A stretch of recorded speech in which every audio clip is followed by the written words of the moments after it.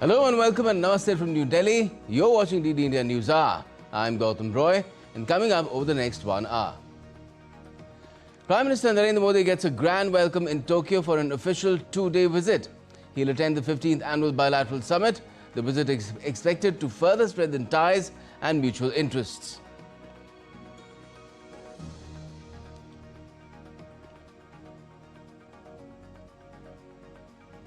The White House says President Donald Trump is not happy with Russia's second worst strike on Kyiv, which killed over 20 civilians.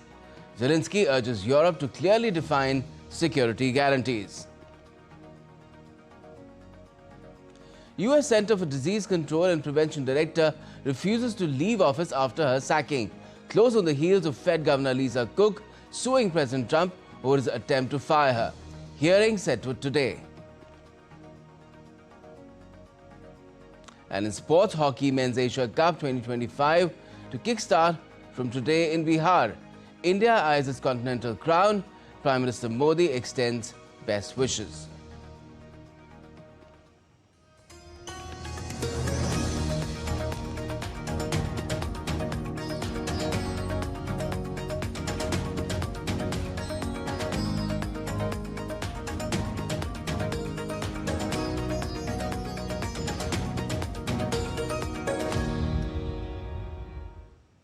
Prime Minister Narendra Modi has begun his 2-day visit to Japan.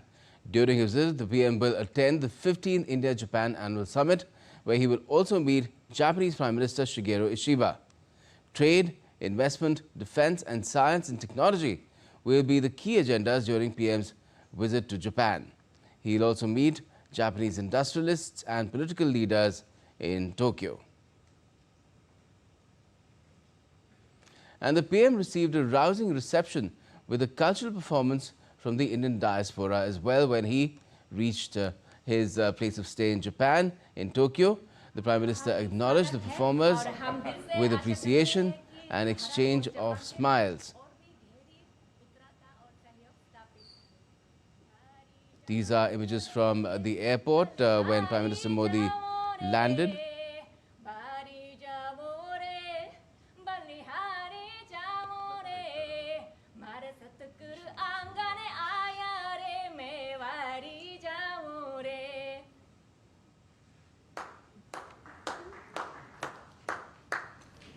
Japanileki swagatam.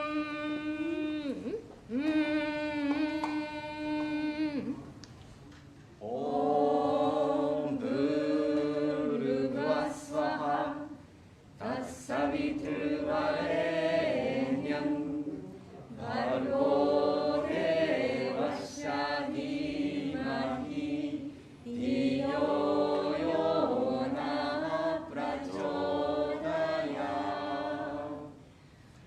Om Sarve Bhavantu Sukhinaha Sarve Santu Niramaya Sarve Bhadrani Pashyantu Ma Kaschit Dukhu Bhavavet.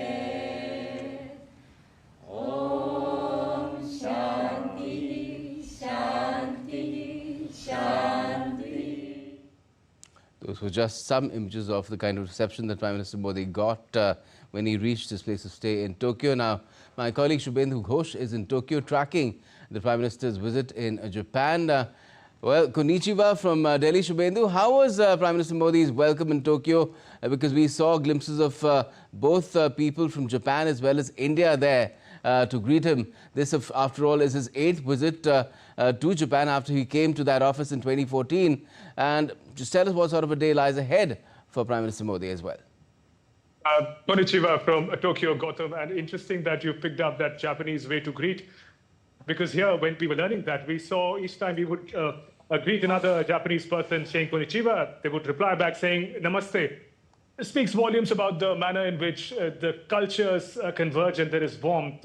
Prime Minister Narendra Modi received a splendid welcome here at the hotel when he arrived in Tokyo. Usually, traditionally, we see members of Indian diaspora putting in cultural performances, traditional attire for Prime Minister. But here we see almost all the performers who performed for Prime Minister, from the Gayatri month to the traditional Rajasthani welcome to the fusion of Indian dance form, almost all of them happen to be Japanese in descent. And it's not that they've prepared for the past few weeks or months for this kind of a welcome. These are people who are trained artists who have chosen the Indian way of life, Indian culture. They're fluent in Hindi. Many of them speak Japanese and Hindi, not as much English. So in that sense, speaks volumes about the manner in which that cultural convergence that we talk about is celebrated by both peoples of India and Japan. There are also members of Indian diaspora who had come here, and they can't stop praising the manner in which the people of Japan have really opened their hearts and homes to welcome Indian people who come here to work, to live. Prime Minister's visit is expected to take this warmth forward in more tangible manner. There are great expectations from Prime Minister's visit. Later today, the place where I am right now is a venue for the Business Economic Summit that Prime Minister will participate in the afternoon today. He's likely to address the industry leaders from both India and Japan. And expectations are high that this already stable, strong, and prosperous relationship is going to be taken many leaps forward, particularly in the domain of investment and cooperation in critical minerals. Gautam? All right. And just tell us, Shubedu, how is the visit being viewed in Japan itself? Because India and Japan have been long-standing friends, building further upon ties with an eye to the future. But after his visit to Tokyo and Sendai, the PM is also headed to China for the SCO summit, which is a security grouping. That's an interesting also choice of venues just after Japan, Prime Minister going to China. But first, let's talk about the Japan part of the visit. There is a great anticipation and expectation that this visit, the annual summit in particular, which takes place today evening local time, is going to bring in some big announcement, particularly in the domain of investments in India, in India's manufacturing. We have to see the kind of economic partnership that India and Japan engage in. Japan is a technology powerhouse, and India is known across the world as a place for skilled workforce, a great manufacturing capacity with Make in India. Just a few days ago, we saw that Suzuki would in fact be manufacturing in India for decades, but now cars manufactured in India, electric vehicles, are going to be exported to Japan and other countries in the world. So in that sense, that partnership in manufacturing, partnership in investment and critical technology is something businesses, leaders from both sides are expecting when Prime Minister Modi and Prime Minister Shigeru Ishiba meet at the annual summit. Coming to the China question, there is quite honestly a degree of cautious optimism. The leaders here, the business leaders, the people, they understand the manner in which India and Japan engage as far as the security, the openness of the Indo-Pacific is concerned. There are a lot of strategic convergences along with the US and Japan. But we also see a possibility of easing of relations between India and China. It's something that all nations and all the people welcome. The world, the region could do with less conflicts. And if there is an opportunity opening up with two of the leading economies and neighbors in the world, in this part of the world, getting along better, all stakeholders are standing here to welcome it, including Japan. They would like to see a more positive relationship evolving in the region. And India and Japan are very steadfast in their vision for openness and strategic security of the Indo-Pacific. And if this third country is also willing to acknowledge and accept that reality, it is something that all stakeholders are really willing to welcome. All right. And Shubedu, what are India and Japan expected to do if talks do take place between the leaders about the issue of how the US has turned protectionist, both India and Japan facing tariffs, India far higher than Japan, but Japan too not really happy with the kind of deal that it's got from President Trump. So is there something that can be done on that front as well? Perhaps India and Japan could take their trade ties to higher levels. Right now, of course, the trade around $22 billion between India and Japan, but there's a scope for much higher, especially imports from India, because Japan has a trade surplus otherwise with India. Absolutely. There is the tremendous potential that exists for growth in trade relations, upwards of $22 billion of trade volume between India and Japan. But the kind of economies that they represent among the top 5 in the world and leading in Asia, there is great expectation that the trade volume overall would be taken higher, and also the deficit, if it is controlled, that would also lead to volume increasing manifold. So that is going to be at the heart of the India-Japan annual summit. Not that the summit is taking place in response to what Donald Trump of the US is doing to India, Japan, and the world vis-a-vis his tariff diplomacy. But there are great possibilities that emerge from here. As I mentioned, that previously Japan also preferred India as one of its key investment destinations. You invest in a country where you see a great degree of safety, a great degree of connection. And the previous announcement of investment in the previous annual summits was to the tune of about 5 trillion yen.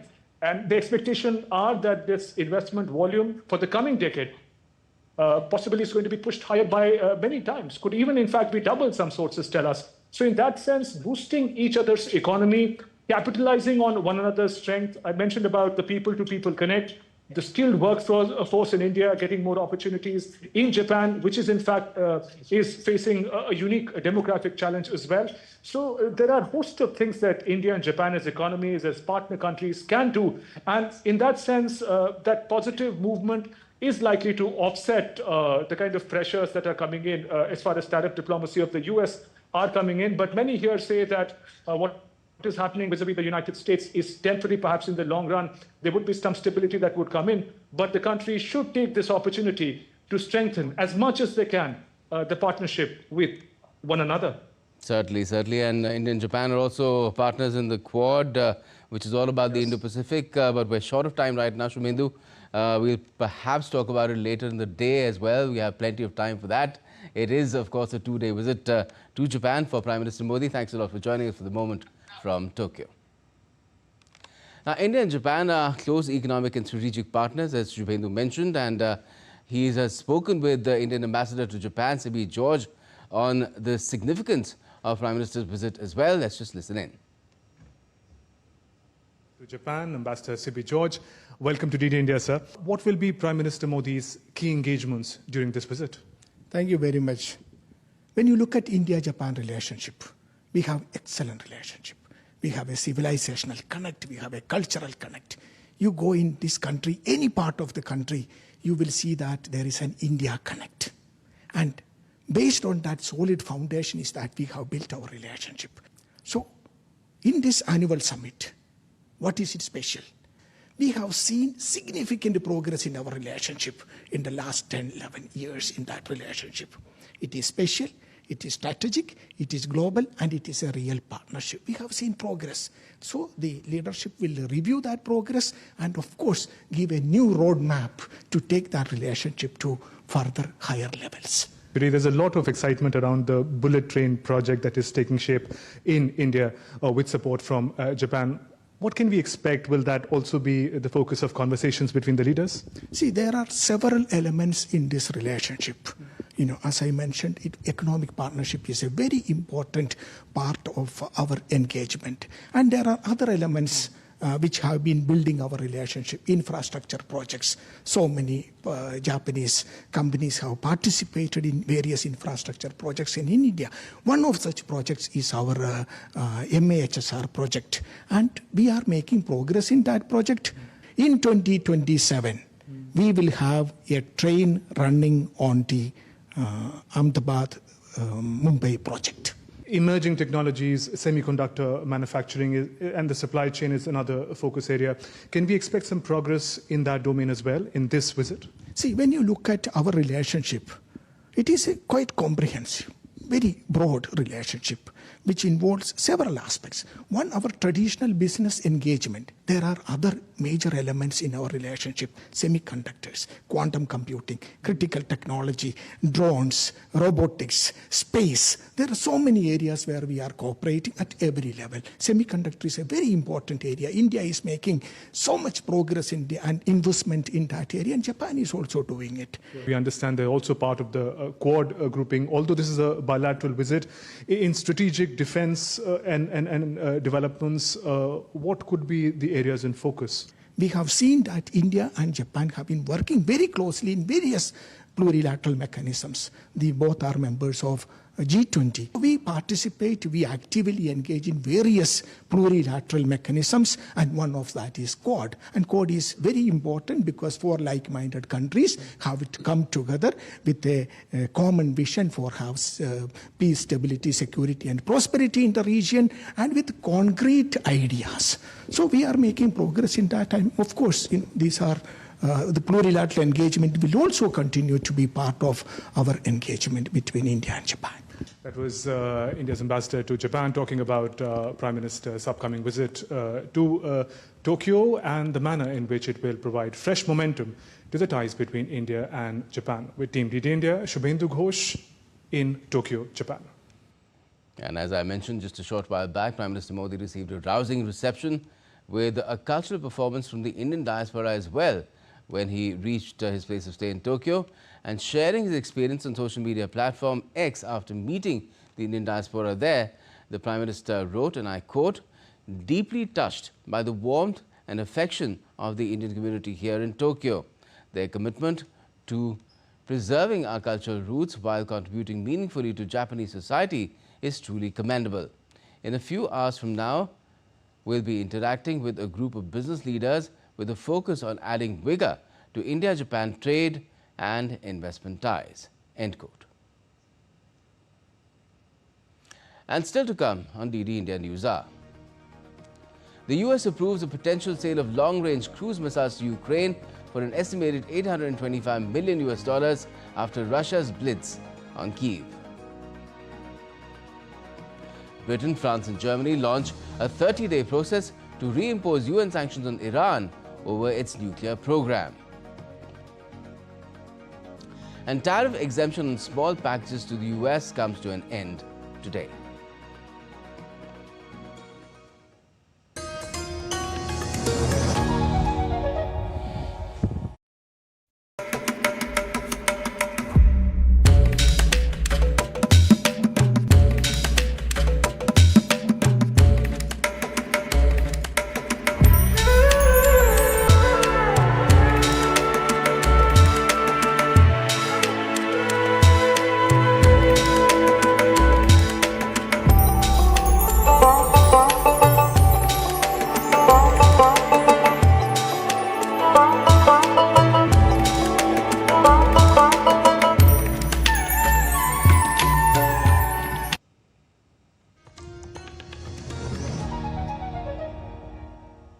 Welcome back. You're watching DD India News Hour. I'm Gautam Roy.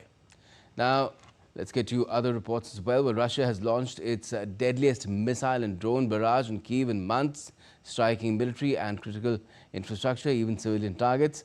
Hypersonic missiles ripped through neighborhoods overnight, killing over 20 people and wounding dozens. President Volodymyr Zelensky has slammed the attack, calling it proof that Moscow wants terror, not peace. The EU, Germany, France and NATO have responded with fierce condemnation. The Kremlin has denied targeting civilians and claimed it still seeks peace, but Ukraine and its allies aren't buying it. Details in this report. In the latest Russian overnight drone and missile attacks on Kyiv, major infrastructure and residential buildings were hit severely as the war in Ukraine continues unabated. CCTV footage captured the dramatic moment when Russian strikes with hypersonic missiles hit residential areas in the capital.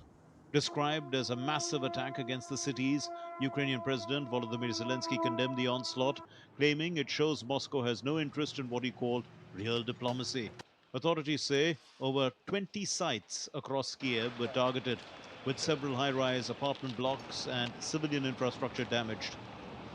The international community has expressed strong condemnation of the attack.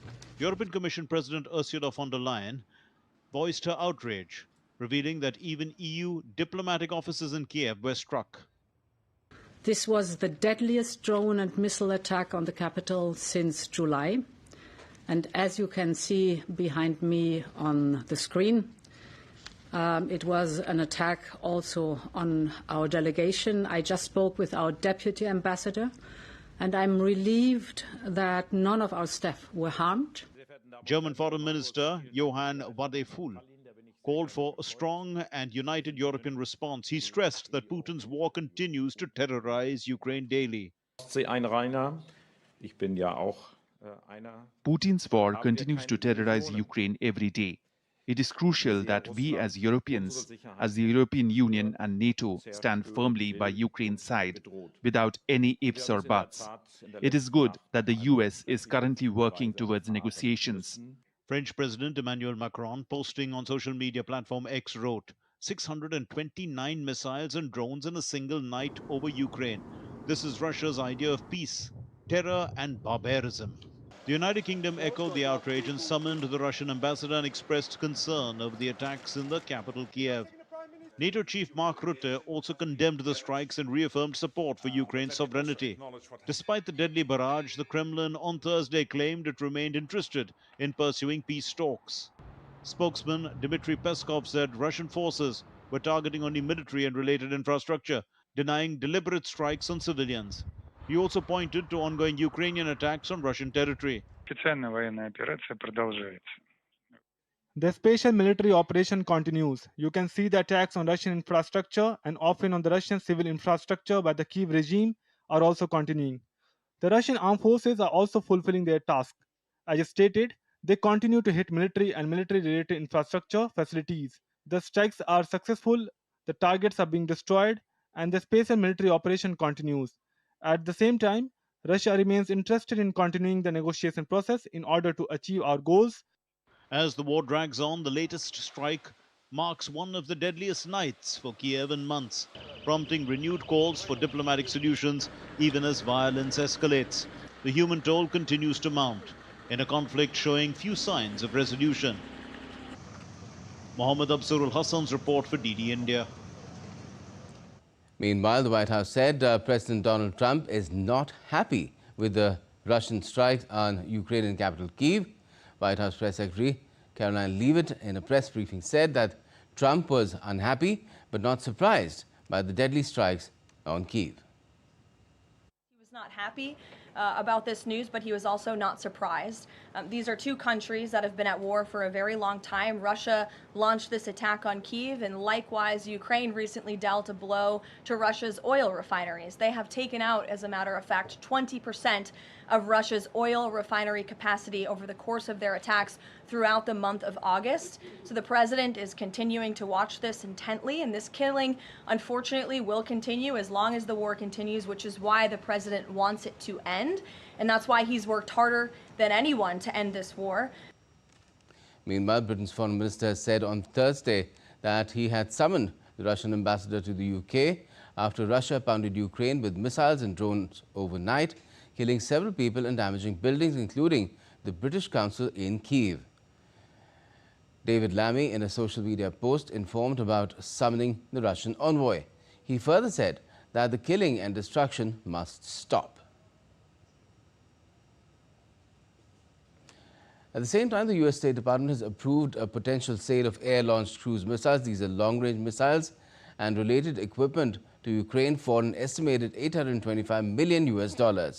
The potential sale of 3,350 extended-range attack munition missiles includes GPS-guided kits and electronic warfare defenses for the weapons.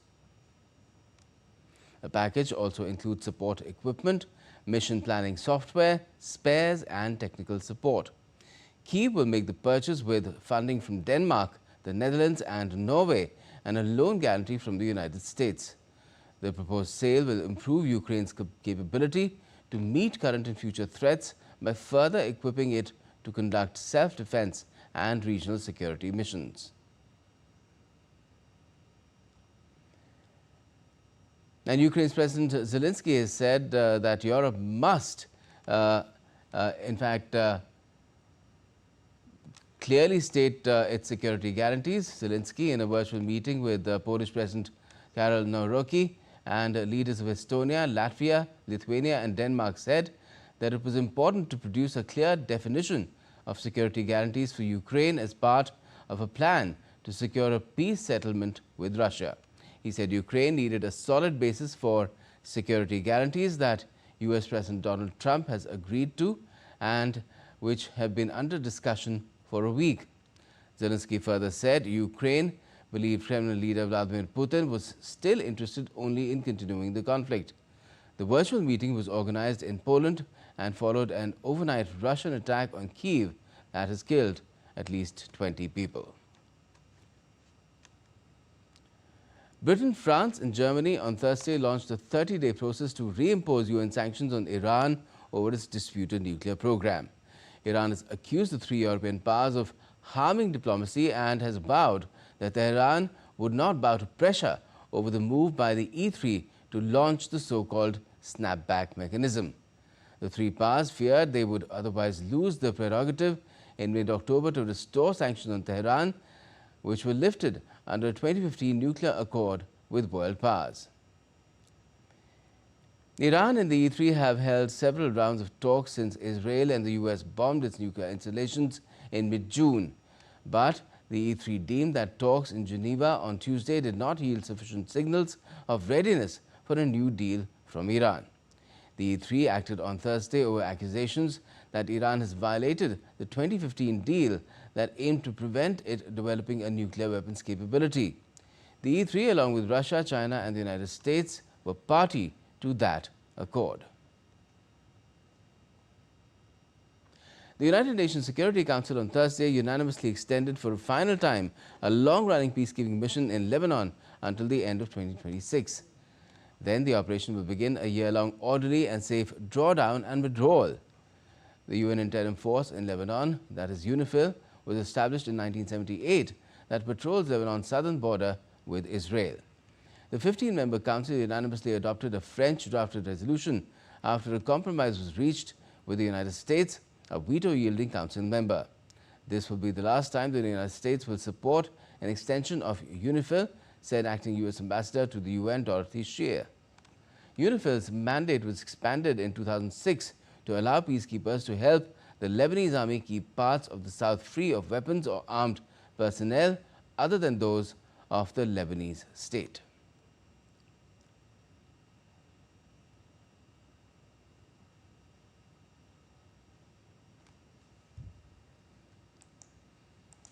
We're taking a quick break at the moment. More updates will follow. Stay tuned.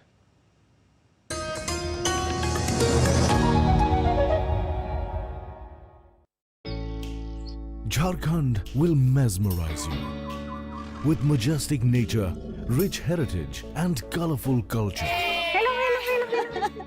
Johar. It fits perfectly. Thank you. Full workout ho gaya. Ready?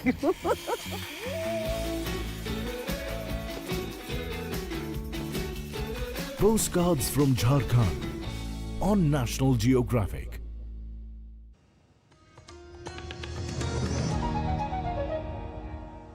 Welcome back. You're watching DD India News Hour. I'm Gautam Roy, and before we go any further, another look at our top stories. Prime Minister Narendra Modi gets a grand welcome to Tokyo for an official two-day visit. He'll attend the 15th Annual Bilateral Summit. The visit is expected to further strengthen ties and mutual interests.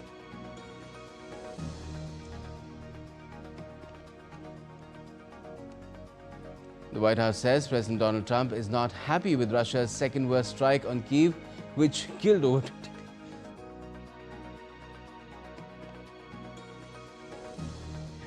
Zelensky urges Europe to clearly define security guarantees. The U.S. Center for Disease Control and Prevention Director refuses to leave office after her sack.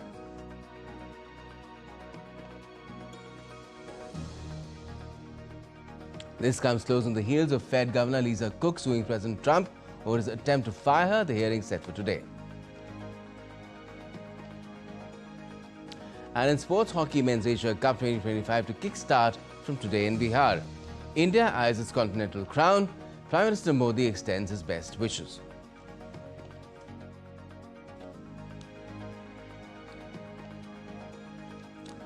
Well, Prime Minister Narendra Modi has received a rousing welcome with a cultural performance from the Indian diaspora in Tokyo.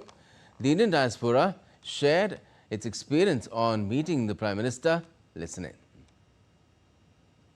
It was a very exciting meeting, and I could talk to him, I could shake a hand with him, and I am considering myself very fortunate. The way he's connecting people, it's amazing. I'm very inspired by his personality. It was very nice meeting the Prime Minister Modi today, and it's a very important time between India and Japan. It's a lifetime moment. It's like a dream come true. I'm just have a goosebumps when see Modi ji in front of me. It's really, really very good moment of my life. Wonderful, marvelous, and very exhilarating. It felt very good to meet Modi ji in Japan. It felt good to meet him, and I got his Ashirwad also.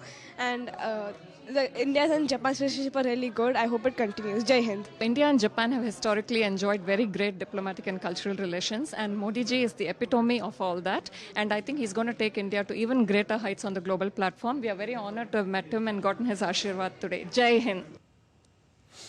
India's Army Chief General Upendra Dwivedi, who is on an official visit to Algeria, has paid tribute to Algiers' Martyrs Memorial, honouring Algerian heroes of the War of Independence. He also toured the Central Army Museum, which highlights Algeria's military legacy and its fight for freedom. The visit reflects India's respect for Algeria's sacrifices and aims to deepen defence ties. It marks a symbolic moment of shared values between the two nations, reinforcing the strategic cooperation between India and Algeria. The US will begin implementing new tariffs on small packages from around the world starting today, ending a loophole that has allowed billions of dollars of goods to enter the country duty-free. President Donald Trump's administration is abolishing a rule on Friday that allows packages valued at $800 or below to enter the US duty-free. Instead, packages will either be subject to the tariff level applicable to their country of origin or face a specific duty ranging from $80 to $200 per item. Postal services included in France, Germany, Italy, India, Australia and Japan earlier said most US-bound packages would no longer be accepted. On Tuesday, the United Nations Universal Postal Union said 25 member countries as postal operators had suspended outbound postal services to the country. Democrats in the U.S. House Foreign Affairs Committee have slammed President Donald Trump's decision to impose tariffs on India, saying the move threatens the U.S.-India relationship. After announcing tariffs on India, which took effect on Wednesday, the Democrats have repeatedly taken on the Trump administration. DD India's Dheeraj Das has more. As the additional 25% tariff imposed by US President Donald Trump on India came into effect from Wednesday, Democrats in the US House Foreign Affairs Committee have slammed President Trump and his administration over the decision to impose 50% tariffs on India for purchasing Russian oil, saying the move is hurting the Americans. The House committee responsible for foreign policy legislation and oversight said instead of imposing sanctions on China and other countries purchasing large amounts of discounted Russian oil, Trump's move to single out India with tariffs is hurting Americans and sabotaging the India-US relationship. The US House Foreign Affairs Committee panel also cited a New York Times report saying, and I quote, "It would be one thing if the Trump administration had opted to follow through on the threat of secondary sanctions for any country that purchases Russian oil. But the decision to focus solely on India has resulted in perhaps the most confusing policy outcome of all. China, the largest importer of Russian energy, is still purchasing oil at discounted prices and has so far been spared similar punishment." However, the Democrats in the US House Foreign Affairs Committee said that the targeting of India is almost like it's not about Ukraine at all. Early on Wednesday, US Treasury Secretary Scott Bessent said that the current India-US relationship is complicated, but the two countries, one the largest democracy and the other the largest economy, will come together at the end of the day. Meanwhile, American economist Richard Wolff has cautioned President Trump against escalating tariff measures on India, saying the approach risks backfiring and strengthening alternative economic blocs like the BRICS. Wolff, a professor of economics at the New School in New York, argued that Washington cannot deal with India the same way it pressures smaller countries. If you take China, India, Russia, and the BRICS, and you do the same, the total share of world output those countries produce is 35%. So people have to understand that that part of the world is now the rich core of the world economy. We're beginning to see a world, I hate to say it, but it's the truth, in which we have a mouse shaking its fist at an elephant. And after a certain point, that becomes funny, not scary. India's growth is driven largely by domestic consumption rather than exports, making consumer and business sentiment key to its economic momentum. The US, through India's largest export market with $87.4 billion in goods shipped in 2024, accounts for only about 2% of India's GDP compared with private consumption, which makes up nearly 60%. The Indian government is pushing a Swadeshi or self-reliance mantra to reduce the economy's dependence on exports, with Prime Minister Narendra Modi calling on Indians to be vocal for local and buy Indian goods. Dheeraj Das for DD India. Now, Brazil and Mexico plan to sign complementary trade deals in August of next year. Brazilian Vice President Geraldo Alckmin has said on Thursday after a meeting with Mexican President Claudia Sheinbaum. Speaking at a press conference in Mexico City, Alckmin explained that authorities signed preliminary agreements in agriculture, health and biofuels. Calling the meeting with Sheinbaum very good, Alckmin said that the two had also discussed biofuels and potential battery production. Sheinbaum also expressed interest in Brazil's biofuel mandate, which orders more biofuels mixed with fossil fuels. Brazil cannot negotiate a broader free trade deal with Mexico without going through the Mercosur trade bloc. U.S. Federal Reserve Governor Lisa Cook has filed a lawsuit on Thursday to challenge Donald Trump's move to fire her, as the president intensified pressure on the independent central bank. Trump had published a letter on his Truth Social platform Monday evening saying that he is removing Cook from her role and citing accusations of false statements on her mortgage agreements. Cook seeks a decision to confirm her status as a Fed governor, allowing her to continue in her role. Cook also seeks an outcome safeguarding Fed officials' congressionally mandated independence. Cook on Thursday also asked for a temporary restraining order, declaring that Trump's attempt to fire her is unlawful and preventing the Fed from removing her for now. A hearing on that motion has been set for Friday morning. Also in the U.S., senior CDC vaccine research and public health leaders who resigned in protest told hundreds of supporters across the street from the campus on Thursday that the Trump administration needs to get politics out of public health. The agency is reeling from the firing of CDC chief Susan Monares, but Monares, who was confirmed as CDC chief just a month ago, has refused to be removed. 4 senior leaders then resigned in protest, citing the alleged spread of misinformation under the Trump administration and political interference in their work. The US CDC departing senior officials left the agency due to changes to its vaccine advisory board and other vaccine policies. And US Health Secretary Robert F. Kennedy Jr. said on Thursday that there's a lot of trouble at the CDC, a day after CDC Director Susan Monares was fired. Kennedy has made sweeping changes to the nation's vaccine policies, including firing all members of CDC's expert vaccine advisory panel, the Advisory Committee on Immunization Practices, in June.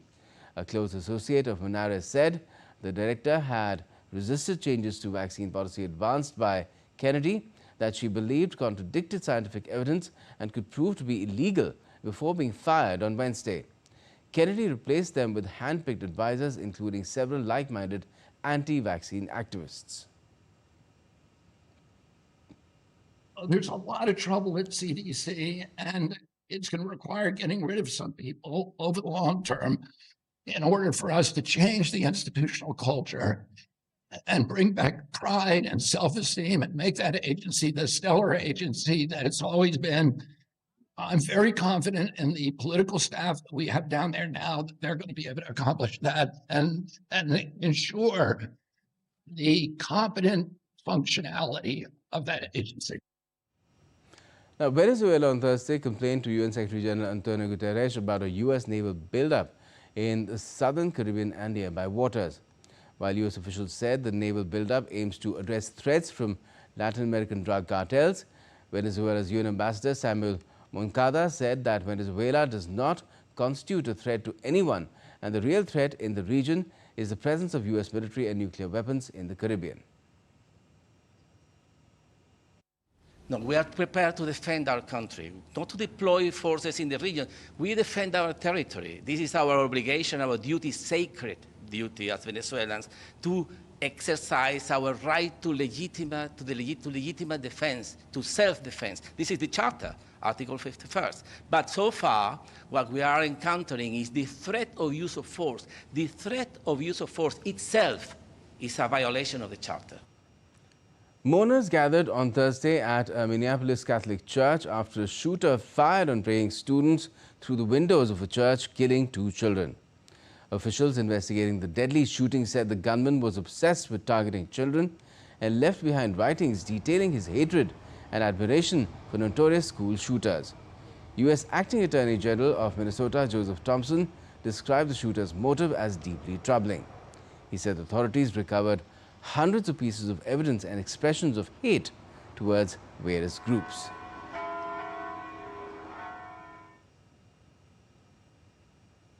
Kill children, defenseless children.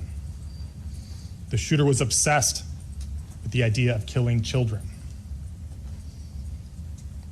The shooter saw the attack as a way to target our most vulnerable among us while they were at their most vulnerable, at school and at church. I won't dignify the shooter's words by repeating them. They are horrific and vile. But in short, the shooter wanted to watch children suffer. Following the mass shootings at the Minneapolis Catholic Church, Democrats have called for action on gun control. At a news conference, Mayor of Minneapolis, Jacob Frey, said they need a statewide and a federal ban on assault weapons. We love our children. Make these changes not out of hate. Make them out of a simple and beautiful foundational love for our kids. And so what are we talking about? When we talk about action, we need to talk about the action steps that need to take place. We need a statewide and a federal ban on assault weapons. Now let's get to some updates from the Asian continent as well.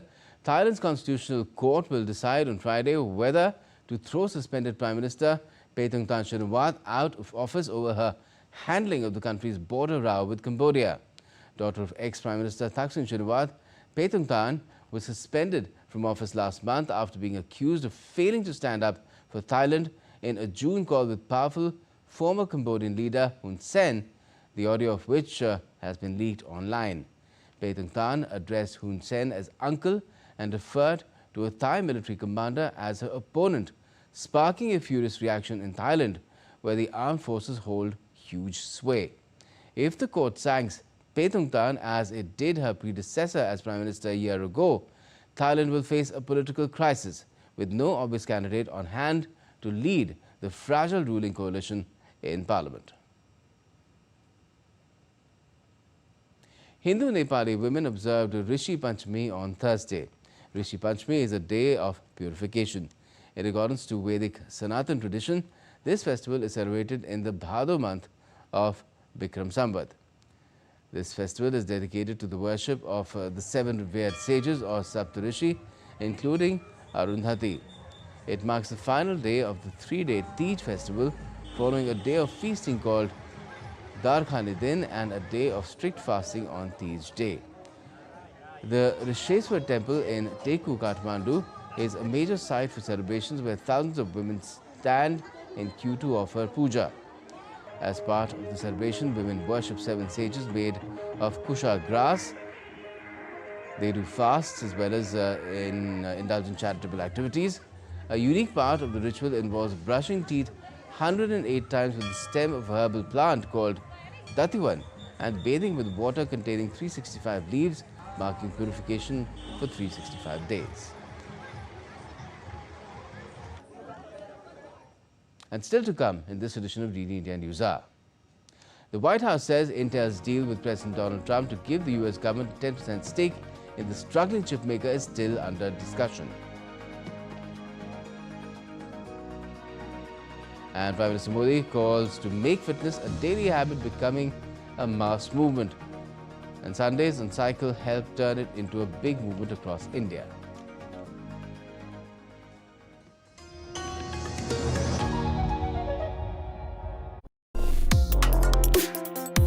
Complex issues, hidden agendas, twists and turns, strategic games. We think all dots are linked. We just need to connect them. Join me every week as I connect the dots to unravel hidden designs in statecraft, mysteries, and decode issues that matter to you. Watch Connecting the Dots with me at these times on DD India.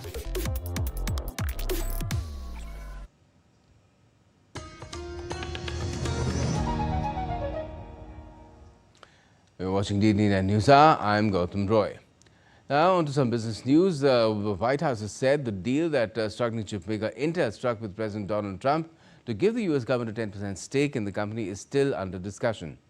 White House Press Secretary Caroline Leavitt told reporters the deal was a creative solution proposed by Trump that the Department of Commerce is putting into action. The Intel deal is still being ironed out by the Department of Commerce. The T's are still being crossed, the I's are still being dotted.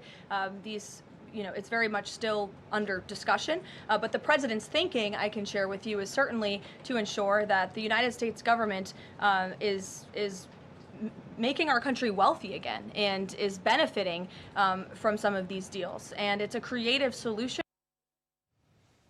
Well, now let's get you some sporting updates as well, and let's talk about hockey first. The Indian men's hockey team will begin their campaign against China at the Asia Cup in Rajgir town on Friday. India are drawn in Pool A alongside China, Japan and Kazakhstan.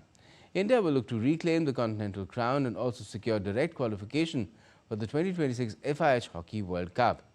The Men's Asia Cup has been one of the most prestigious events in Asian hockey, with defending champion South Korea being the most successful team with 5 titles, while India runs second with 3. In the last edition, India finished third. Prime Minister Modi has extended his best wishes to the hockey players as well as officials and supporters. He posted on X, and I quote, 29th August, which is also National Sports Day and the birth anniversary of Major Dhyan Chand, the Men's Hockey Asia Cup 2025 begins in the historic city of Rajgir in Bihar. I extend my best wishes to all the participating teams, players, officials and supporters. Hockey has always held a special place in the hearts of millions across India and Asia. I am confident that this tournament will be full of thrilling matches, displays of extraordinary talent and memorable moments that will inspire future generations of sports lovers. Unquote.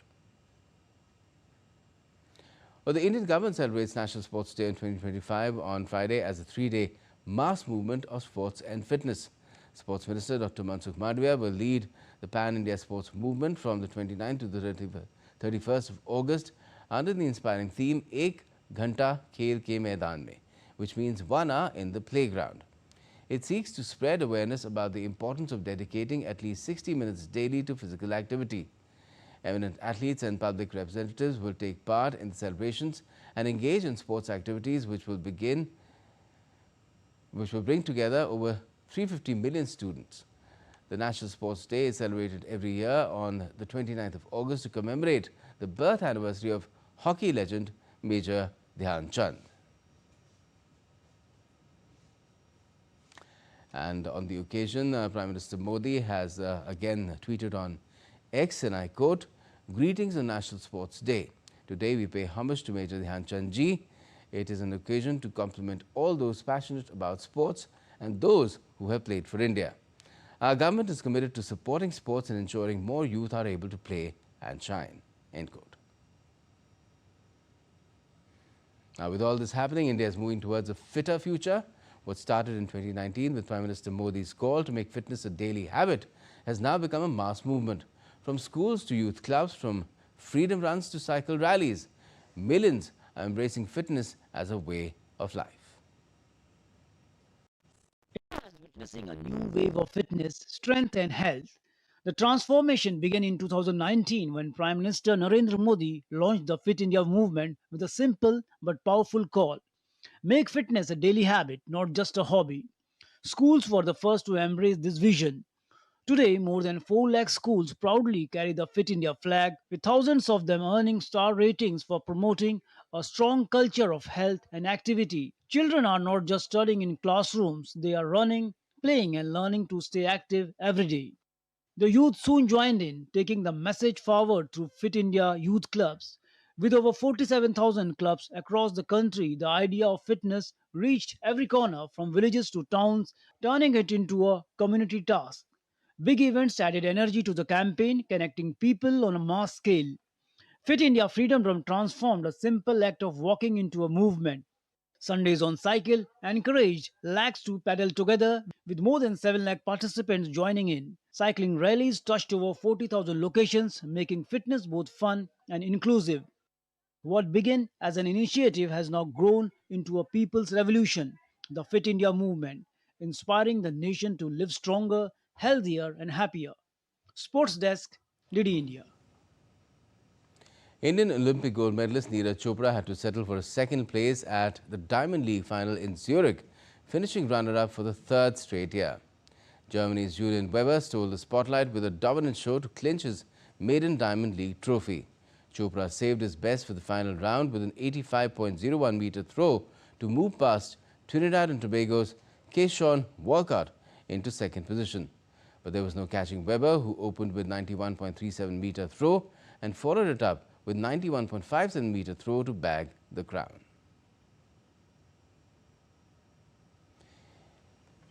Indian men's duo of Satvik Sairaj Ranki Reddy and Chirag Shetty stormed into the quarterfinals of the BWF World Championships in Paris. The Indian badminton players held their nerves in crucial stages to beat Chinese pair of Liang Weikeng and Wang Chang in a 3-game thriller. Satvik and Chirag were down 15 points to 17 in the decider, but came back with 6 straight points to clinch the match 19-21, 21-15 and 21-17. It was their first win against Liang and Wang after 4 consecutive defeats. They will now face Malaysia's world number 2 duo, Aaron Chia and Wu Yik So, in the quarterfinals. And that's all we have for this edition of DD India News Hour, but let us know your thoughts on the news of the day. And for those on the go, you can get all the latest news and updates from India and across the world from DD India's mobile app. It is indeed available on both Android and iOS. Just scan the QR code there on the screen and download the app right away. And we'll be back with more news as it breaks here on DD India. I'm Gautam Roy, and from all of us here in Delhi, thanks for watching DD India News Hour.